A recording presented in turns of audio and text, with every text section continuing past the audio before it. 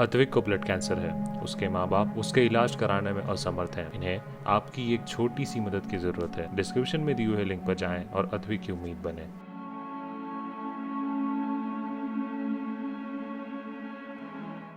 राजस्थान में एक तरफ कॉलेजों में लेक्चरार के लिए छात्र आंदोलन कर रहे हैं, तो वहीं दूसरी तरफ लेक्चरार की परीक्षा पास करने के बाद नियुक्तियां पाने के लिए बेरोजगार नेताओं के दर पर भटक रहे हैं। परीक्षा पास कर कोई चूल्हा चौका संभाल रहा है तो कोई गाय गोबर। एग्जाम दे दिए, रिजल्ट आ गया, बस ज्वाइनिंग बाकी था। अब मुख्यमंत्री अशोक गहलोत से कई बार मिल चुके, मुख्यमंत्री कह रहे हैं गलत हुआ है, इंसाफ मिलेगा, मगर इंसाफ कब मिलेगा यह पता नहीं। भीषण गर्मी में यह लोग सड़कों पर नेताओं के दर पर भटक रहे हैं। इन दो तस्वीरों को देखिए, इन्हीं बेरोजगारों से मिल रहे हैं मुख्यमंत्री अशोक गहलोत। 3 बार मिल चुके और तीनों बार अरे हुआ ऐसा नहीं, इस बार घर जाओ, 7 दिन में मिलेगी गुड न्यूज। गाय भैंसों को चारा डाल रहे और गोबर उठा रहे बेबाज गांव के जितेंद्र वर्मा को कॉलेज में लेक्चरार होना चाहिए था। नौकरी लगने की खुशी में शादी भी हो गई। जितेंद्र अब पिता भी बन गए, मगर नौकरी नहीं मिली क्योंकि ज्वाइनिंग से पहले ही SC/ST के छात्रों के 150 पद खत्म कर दिए गए हैं। मैंने 2016 में एग्ज़ाम दिया था और एग्ज़ाम देने के बाद हम रिजल्ट का इंतज़ार कर रहे थे, तो फिर बाद में एडवर्टाइजमेंट आया, शुद्धिकरण आया RPSC का, और उसमें हमारे पद काट लिए गए। तो एकदम से हमें पता नहीं चला कि ये पद क्यों काटे गए।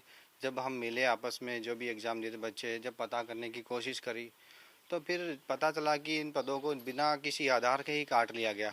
और उसके बाद से हम प्रयास कर रहे थे, कॉलेज शिक्षा विभाग के RPSC के चक्कर काट के हमने खूब पता किया, और इसके संबंध में जब हमें मालूम पड़ा कि ये विभाग से गलती हुई है और उन्होंने पद काट लिए।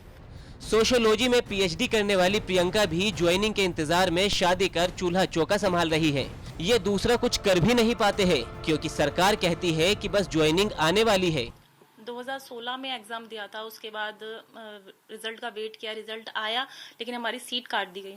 उसके बाद से हम लगातार लगे हुए हैं, कभी MLA के पास जाने, कभी मंत्रियों के पास में जा रहे हैं। लगातार हम संघर्ष कर रहे हैं कि हमारी सीट हमें वापस मिल जाए, लेकिन अभी तक कुछ हुआ नहीं। देश के प्रतिष्ठित विश्वविद्यालय जवाहरलाल नेहरू से 2014 में PhD करने वाले विनोद मीणा इन बेरोजगारों के साथ हर सुबह नेताओं के चक्कर लगाने निकल जाते हैं कि कोई उनकी पैरवी तो करे। 2014-15 में कॉलेज लेक्चरर की भर्ती आई थी।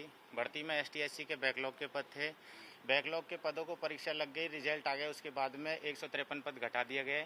उसके बाद से हम लगातार संघर्ष कर रहे हैं। जब कांग्रेस सरकार आई, जो सरकार ST/SC के वोट बैंक से बनती है, हमको उम्मीद थी कि हमको न्याय मिलेगा, लेकिन इस सरकार में भी हम CM साहब से 3 से 4 बार मिल चुके हैं, बावजूद इसके अभी तक हमको न्याय नहीं मिल पाया है। पिछले 5 अप्रैल को 5 MLA के डेलीगेशन के साथ में CM साहब से हम मिले थे, 5 अप्रैल 2021 को ही। तो CM साहब ने कहा था कि 1 सप्ताह में रिजल्ट आ जाएगा आपका, और आपकी मांग जायज़ है और विभाग की गलती की वजह से आप सफ़र कर रहे हो तो डेफिनेटली आपको न्याय मिलेगा। साहब, पिछले 3-4 साल से हम लगातार सड़कों पर भटक रहे हैं। उम्र हो गई सबकी, ओवर एज के नज़दीक है, लेकिन अभी तक हमारे परिणाम नहीं आए। हमको ये सोच के रात दिन दुख होता है कि हमारी अपनी सरकार में भी हमको न्याय नहीं मिल पा रहा है।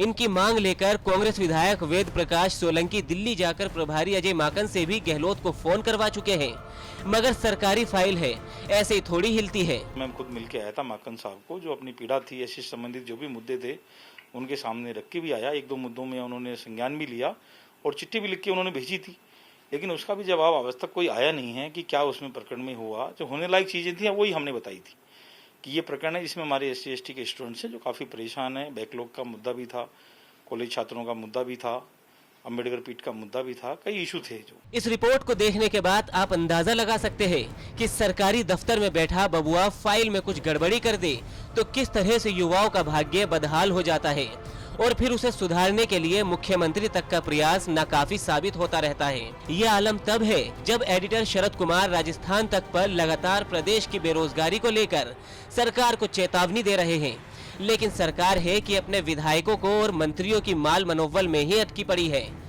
ब्यूरो रिपोर्ट, राजस्थान तक।